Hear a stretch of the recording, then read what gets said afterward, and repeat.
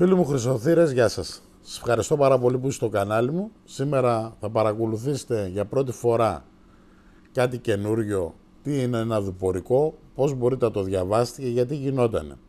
Αυτά τα μυστικά μόνο από το κανάλι του Πολατίδη και από μένα, γιατί μου ρωτάτε συνέχεια να σας πω για κομιντατζίδες, για αντάρτες. Ήρθε η ώρα που θα μάθετε πράγματα τα οποία θα τα μοιραστώ μόνο μαζί σας.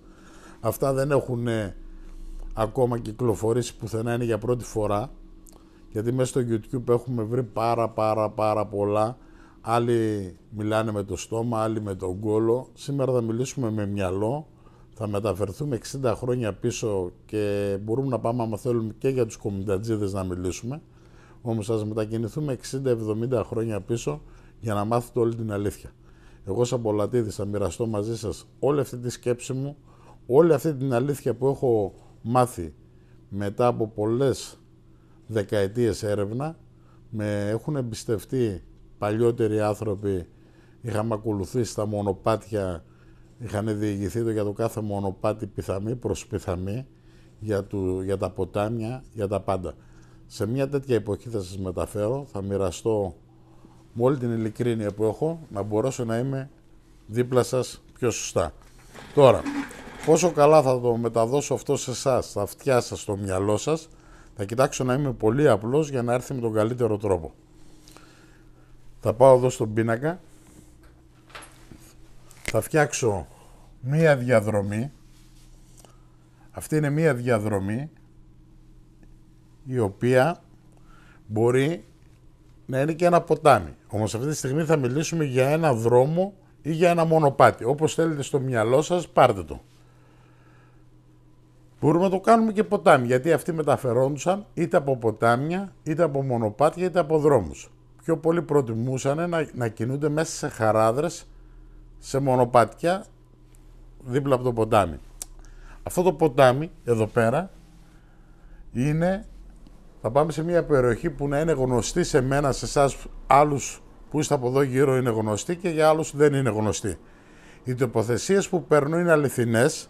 Εσείς όμως με το μυαλό σας θα ταξιδέψετε στις δικές σας περιοχές, να σκεφτείτε πώς θα βάζαν αυτοί. Εσείς που είστε στη Δράμα, εσείς που είστε στα Γιάννενα, εσείς που είστε στα Τρίκαλα, στην Κόρινθο, στην Πάτρα, στη Σπάρτη, στην Αθήνα, στη Θεσσαλονίκη, όλοι εσείς φίλοι μου που με βλέπετε τώρα θα μεταφερθείτε στη δικιά σας την περιοχή, εκεί που θέλετε να κάνετε έρευνες πώς κρύβανε και γιατί τα κρύβανε.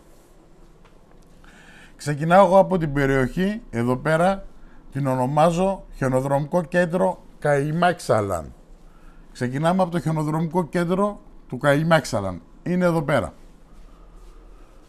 Από εδώ, αυτή η περιοχή ξεκινούσε το διπορικό. Το διπορικό θα βάλω ένα βέλος και θα βάλω και ένα α για να το ξεχωρίζετε εσείς. Το α είναι η αρχή των γραμμάτων. Ξεκινάω, κάνω ένα βέλος. Σταματάω εδώ. Γιατί σταμάτησα εδώ? Γιατί εδώ συνάντησα μια περιοχή που έχει μια λίμνη. Όταν έχει νερό και να μην έχει νερό, να είναι στεγνή η λίμνη, το όνομά της έχει μείνει εδώ και πολλές δεκαετίες εκεί, να ονομάζεται Τουρκολίβαδο.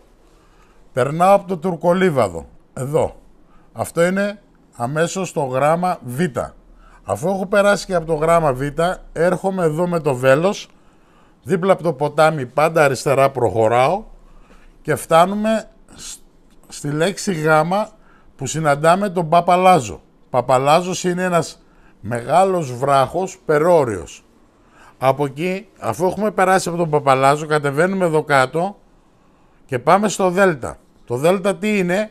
Είναι ένας μήλος ο οποίος είναι δίπλα στο ποτάμι. Φτάσαμε στο Δέλτα. Η περιοχή που ξεκινούσα εγώ από το Καϊμάξαλαν, δηλαδή από τον ομό Πέλης, η διαδρομή μου ήταν για τη Φλόρινα, για τις Πρέσπες ή για το Γράμμο ή για το Βίτσι. Θα σας εξηγήσω πιο κάτω, θα το καταλάβετε πιο απλά. Αυτό λέγεται όλο ένα διπορικό. Μόλις περάσουμε από εδώ, φτάνουμε στην Παπαδιά. Η Παπαδιά είναι ένα χωριό και μια περιοχή από κάτω. Εδώ μπορεί να είχε 3 καλύβες. 1, 2, 3 καλύβες. 4 καλύβες, γιατί ήταν εδώ πέρα. Αυτό είναι το Δέλτα. το δέλτα, αυτό είναι αμέσως αβ, γ, δέλτα, ε. Φτάσαμε στην περιοχή ε. Τι γίνεται τώρα, παιδιά? Θα σας εξηγήσω πολλατίδης. Εδώ πέρα ήταν ο καπετάνιος ο Μαύρος. Ο καπετάν Μαύρος. Και εδώ πέρα είναι ο καπετάν Γιώτας. Το κάνω πιο απλά. Ή ο καπετάν Μαύρος εδώ και εδώ ο καπετάνιος Καραπιπέρης, Γιώτα, όπως θέλουμε το λέμε. Τι σημαίνει εδώ? Αυτός είχε δώσει εντολή, αυτή εδώ πέρα την ομάδα που ήταν 3 μουλάρια με 6 οπλίτες, να πάνε αυτή την τροφοδοσία από εδώ να την πάνε στον καπετάνι Γιώτα. Όταν ο καπετάνιος Γιώτα δεν έχει πάρει την τροφοδοσία και έχει χαθεί σε αυτή τη διαδρομή, για να μην γίνει πιάτσκο εδώ πέρα αυτοί οι ίδιοι αντάρτες να μην τα κλέψουν. Τι σημαίνει αυτό στην τροφοδοσία? Να σου το πω πιο απλά. Εδώ πέρα φοβόντουσαν αυτοί να μην τους βάλει αεροπορία ο στρατός. Εδώ να μην τους έχουν στήσει ενέδρα τίποτα συμμορίτες αστυνομικοί, στρατιώτες, διάφορα. Και να μην πέσουν στην ενέδρα, αυτοί τι κάνανε? Δεν μπορούσαν να προχωρήσουν, γιατί άμα αυτοί εδώ πέρα όλοι, να το κάνω λίγο πιο πίσω αυτό, εδώ είναι η αεροπορία, για να το καταλάβετε λίγο. Εδώ που έχουμε το ε, εδώ πέρα τους έπεφτε η αεροπορία. Μπορεί εδώ πέρα να τους έπεφτε ο στρατός. Αυτοί έπρεπε να υποχωρήσουν προς τα πίσω. Δεν μπορούσαν να πάνε πάνω στο στρατό, θα σκοτωνόντουσαν. Δεν θα πάνε πάνω στα αυτόματα, δεν θα πάνε πάνω στα όπλα. Θα επιστρέψουν πίσω στη διαδρομή και λέγανε από το ε ως εδώ βρίσκανε 2 μεγάλα δέντρα, κρύβανε τον ενοπλισμό, αυτά όλα εδώ, γιατί ήθελαν να ξεφορτωθούν για να είναι πιο γλίγοροι, για να μπορούν να επιστρέψουν όσο μπορούν πιο σύντομα. Και άμα πέσουν αυτοί νεκροί, να κρυφτεί αυτό το πράγμα εδώ πέρα για να μην βρεθεί. Και αυτοί είχαν τις κρυψώνες, είχαν ένα σημάδι. Πώς ήταν στο στρατό?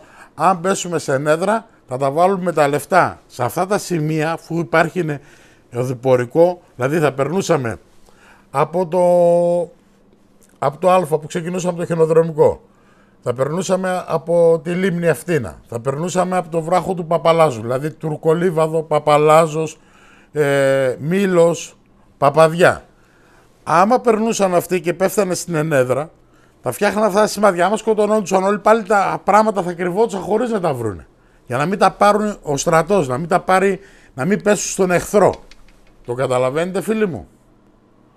Αυτό θέλω να καταλάβετε. Επιστρέφανε πίσω. Οπότε, αν γυρνούσαν, ξέραν αυτοί τα βάλαν σε αυτό το δέντρο, γυρνούσαν πάνω στο καπετάνιο, αν δεν σκοτωνόντουσαν, και λέγανε στον καπετάν Μαύρο, πέσαμε σε νέδρα, τα έχουμε βάλει τα λεφτά ανάμεσα στο χωριό αυτό εδώ πέρα ή στις Καλύβες, ανάμεσα στις Καλύβες και στο Μήλο, έχουμε βάλει σε εκεί το δέντρο δεξιά, έχουμε βάλει όλο τον οπλισμό, τις κάσες, τις σφαίρες, αυτά. Τα βάζανε πρόχειρα, τα σκεπάζανε και γυρνούσαν πίσω. Βέβαια, αυτοί οι 6, 2 πολεμούσανε, φέρναν αντίσταση και οι άλλοι 2 τα κρύβανε. Γιατί καμιά φορά λέγανε, δεν ήμουν εκεί που τα κρύψα, όμως επειδή σκοτώθηκαν οι άλλοι, την ώρα που τα κρύψαν, τους πρόλαβε ο στρατός και τους σκοτώσανε. Υπήρχε και αυτή η περίπτωση, δηλαδή τους προλάβαινε ο στρατός και τους σκότωνε εδώ πέρα αυτούς και χανούντσαν. Και έμεινε ένας μάρτυρας και γυρνούσε και έλεγε το και το.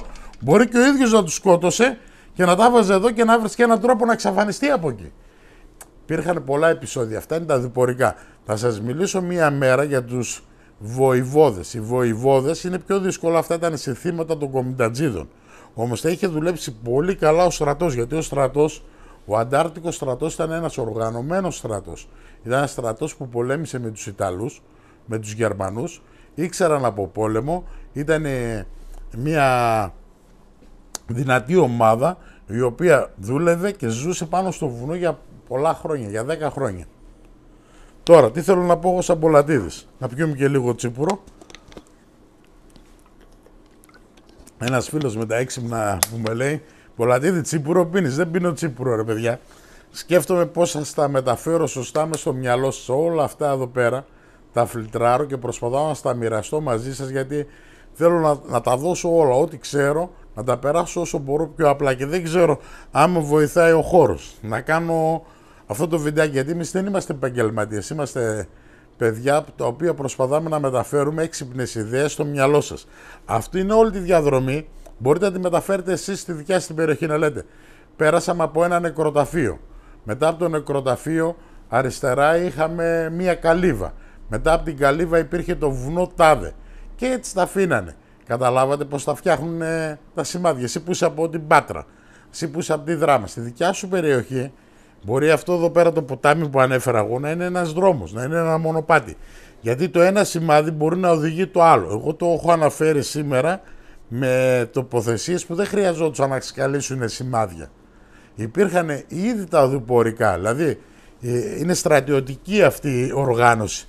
Δεν είναι με σημάδια, είναι πιο πολλές φορές, γι' αυτό σας λέω. Μόνο τα μηχανήματα μπορούν να βρουν τους θησαυρούς, γι' αυτό σας έχω πει να πάρετε ένα σύμπλεξ και ένα ίμπατ. Εσείς που βρίσκετε σημάδια, χωρίς σημάδια να υπάρχει αυτός ο θησαυρός εκεί κρυμμένος. Σας έχω μαγέψει τώρα. Εγώ σαν Πολατίδης θα σας διηγηθώ πάρα πολλά. Αυτά είναι τα πιο έξυπνα που σας λέω, γιατί πιο πολύ έχετε κολλήσει με τα σημάδια. Τώρα σας έχω μεταφερθεί κάτι το οποίο δεν το ξέρετε. Από μια πέτρινη μάντρα δεν χρειάζεται να κάνω εγώ ένα σημάδι. Η μάντρα είναι αυτό το στρόγγυλο, υπάρχουν εκεί τα δύο δέντρα, υπάρχει ένας βράχος ξεχωριστός. Έσκαψα και τα βάλα. Δεν χρειάζεται να κάνω ούτε ένα σταυρό, ούτε να κάνω ένα χ, ούτε να κάνω μια αρκούδα να λείπει το πόδι, το χέρι, το μυαλό της.